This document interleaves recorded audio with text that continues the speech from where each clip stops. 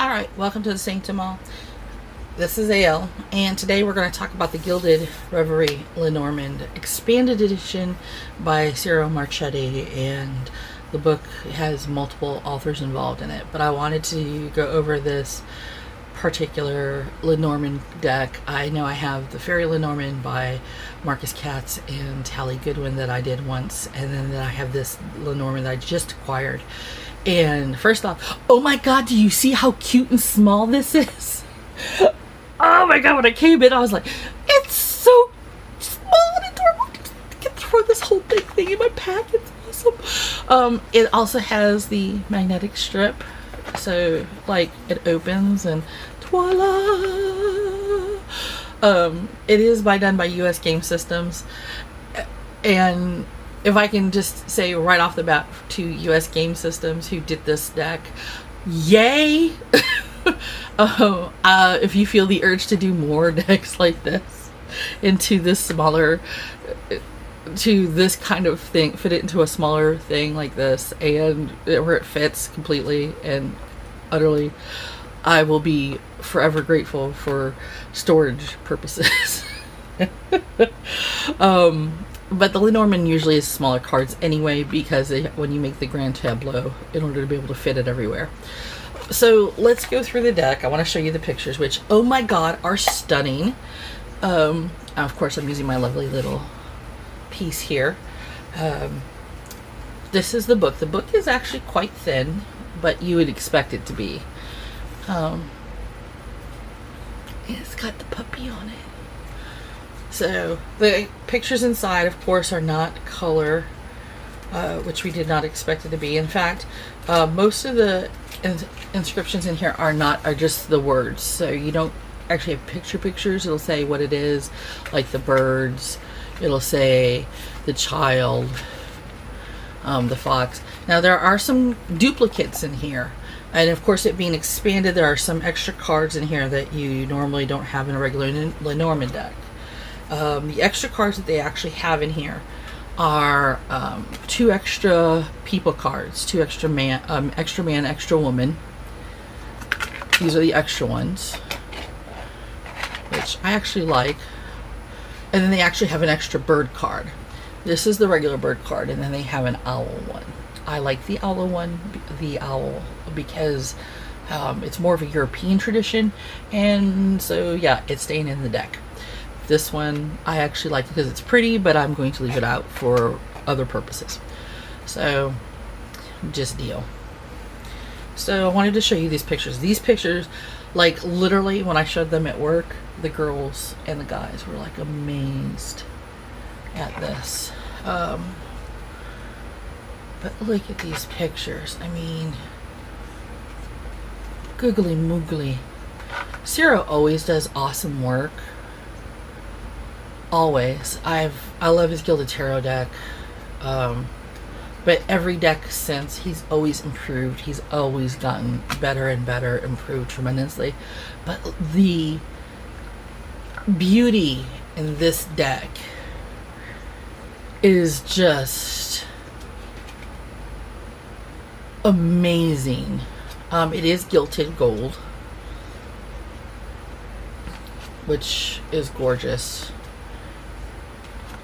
The well, which, by the way, the well is one of the cards that used to be in some gaming decks way back in the day, but not necessarily a Lenormand card, but it should have always been in it, I think. The time card is also another one as well. Look at that, where it shows the Tree of Life. I thought that was really a cool inclusion there. The flowers with the letter. Little note. A staircase. I mean, I'm telling you, these are like, when I see them, it makes me think so many things. It's amazing. Look at this. More scope. There's the owl card. Can you see why I chose this one instead? Yes, you can. Yes, you can. Finches are cute, don't get me wrong. And look The puppy is back. My dog is like, it's not a husky. It's not a real card. It's like, dog, don't you start. So there are so many. The dice is also an optional card, is an extra card.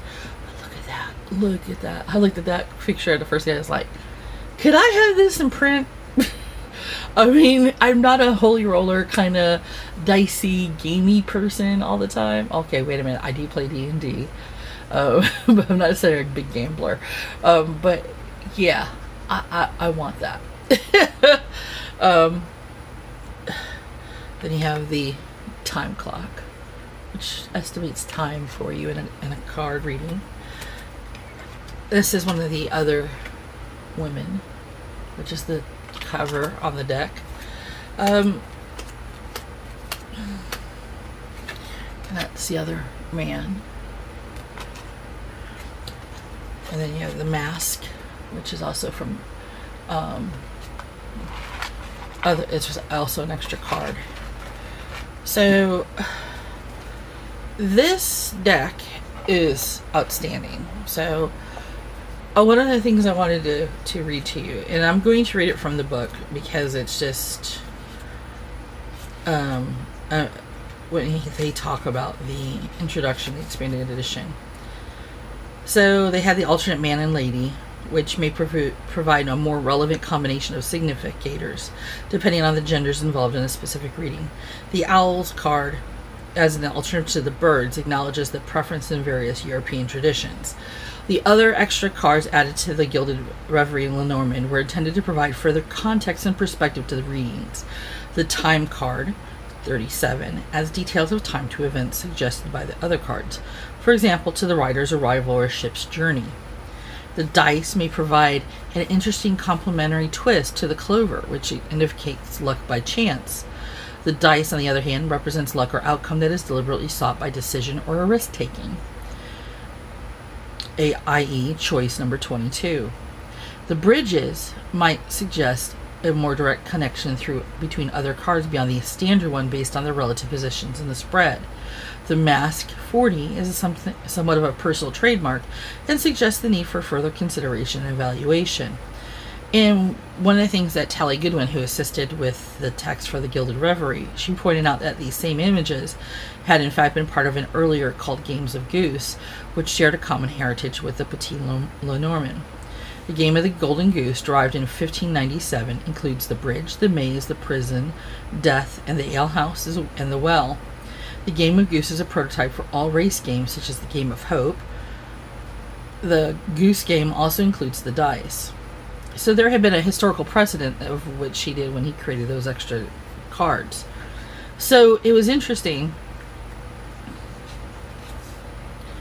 that for him adding those cards, or discussing those cards, it was a fantastic idea for that purpose.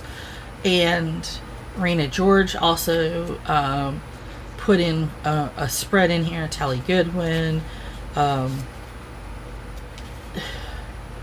Raina George's, this is called the chocolate bar spread. And when I saw the spread, I was like, I think I love you. Because it's actually interesting how it's divided. It's about career, knowledge, wealth, family, health, and relationship. So the fortune-telling day spread is by Tally.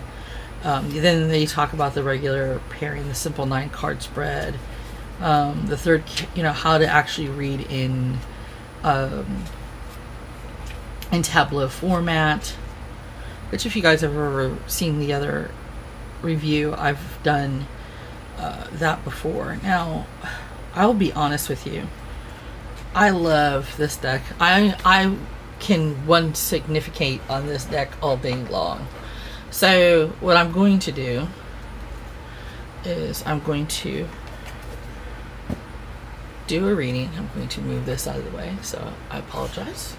You may probably hear noise. Hopefully everything won't fall everywhere. We're going to shuffle the deck a little bit. And that's the other thing about these cards. They're about the size of playing cards. Regular playing cards. which means me and my shuffling skills, my riffle skills are up to par. I love it. I had these at work yesterday, and the girls and a couple of the others were like, "Can we look at that deck? That looks awesome." Yeah, so it got spread around my new group like for 2 hours before I got them back, and I was like, grr, grr, grr. So I was like in need mode after this to touch my deck for a while, clear it out the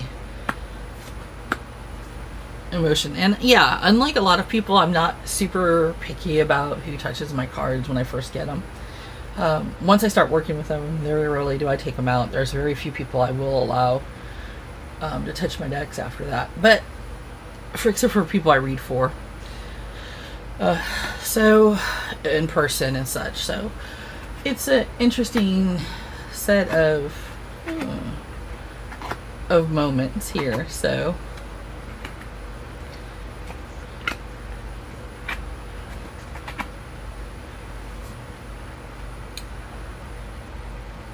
awesome. Okay, so we got a book. I'm impressed with the clover look, and the animals are all in the last row. Okay. So one of the things about Lenormand is Lenormand goes and works in pairings and triples and things of that nature. How things work in connection with you. So when you look at things, it's about how do things relate to each other, how do they relate to you, and what do they mean in the long run, and what do you receive from this.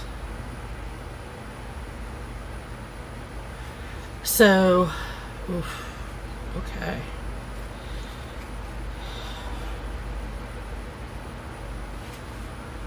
And it's interesting because of some of the things that are near each other, I'm kind of like, well, isn't this a blip?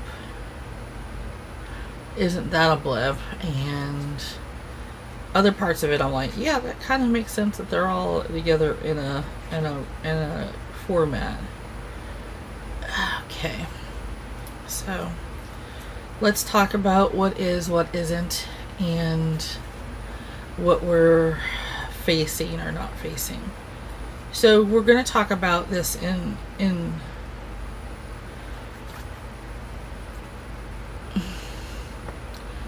I'm going to look at this in different ways. I'm going to go across, I'm going to go diagonal, and I'm going to explain what we're looking at. Because the combinations are quite an interesting factor. So this would be a general reading in regards to all of us. Basically, what do we need to know for currently? And there's a couple things to know. The biggest thing is here in the center, it's all about transition, all about change. So everything we're going to talk about is based on this transition of change, the coffin, death, change. It's not literal death. It is a transitional change. Things that are moving around us that are either forcing us to change or things that we are wanting to change.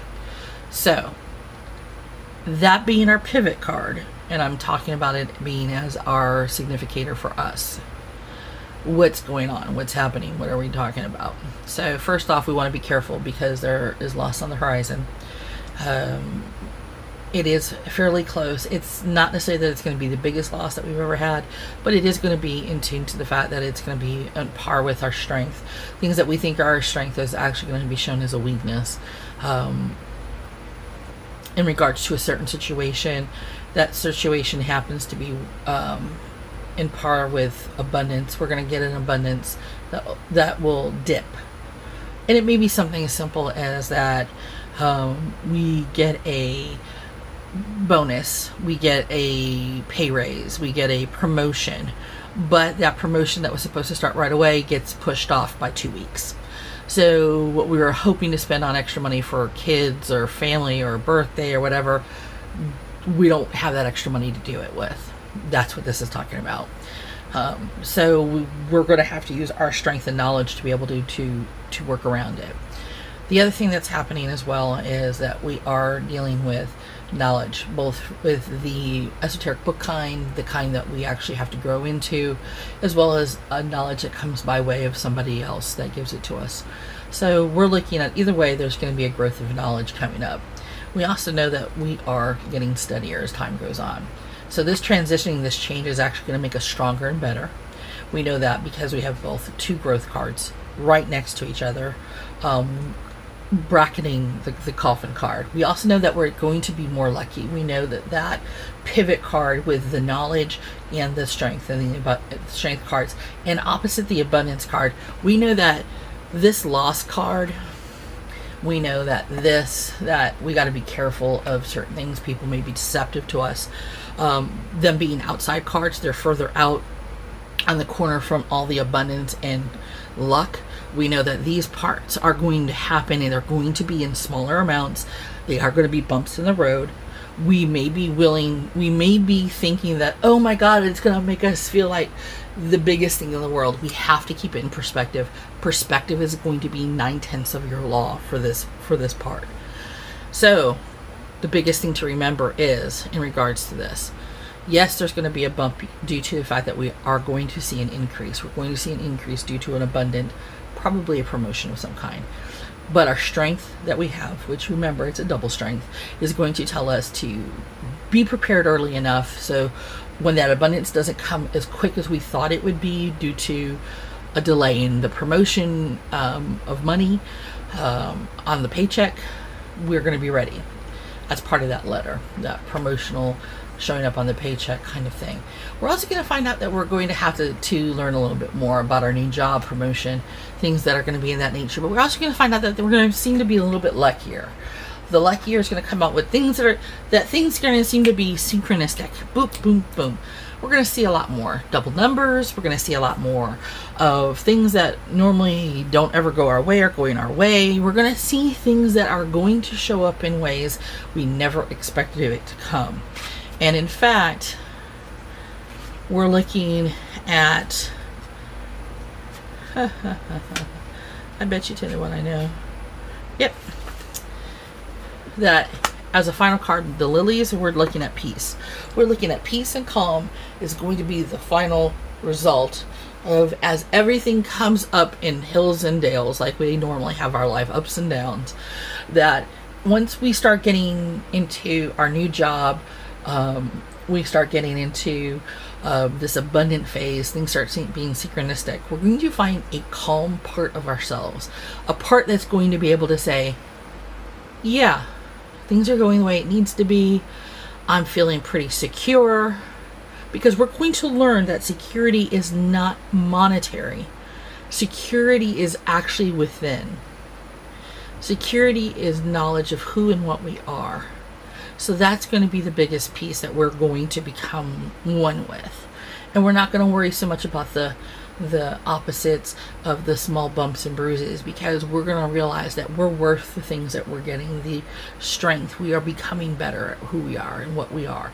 And those things are going to be the ones that we're going to deal with the most. So there you have it. So there's your Lenormand reading. Simple, easy, ready to go. Now, do I recommend this deck? In a heartbeat.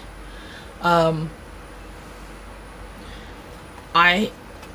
honestly, out of all of my decks, Oracle decks, other decks that you can think of, I have wanted this deck for a while. I had put it off, partially due to money, partially due to other circumstances.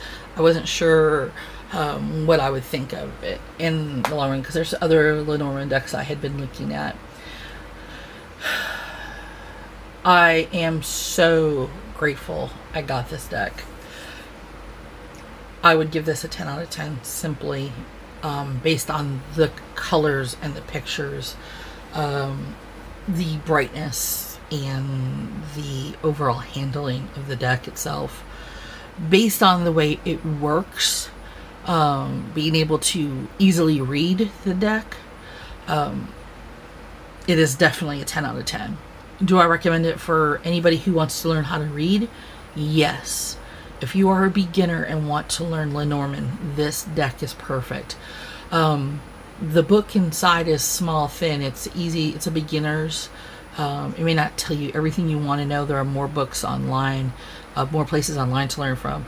There are also great books to get. There is a book by Raina George. There's one by Caitlin Matthews. I think Tally Goodwin also has one too about the Lenormand. They are awesome in regards to finding more about the whole history, how to really read more into the practice of pairing and tripling and coupling cards. Definitely get those books. Whether you're new or whether you're an established reader, you will always find something new and unusual within those books. So don't gyp yourself from that information. Put yourself into a better place for that. Definitely worth it. So until next time, been Dithian, and I'll talk to you later.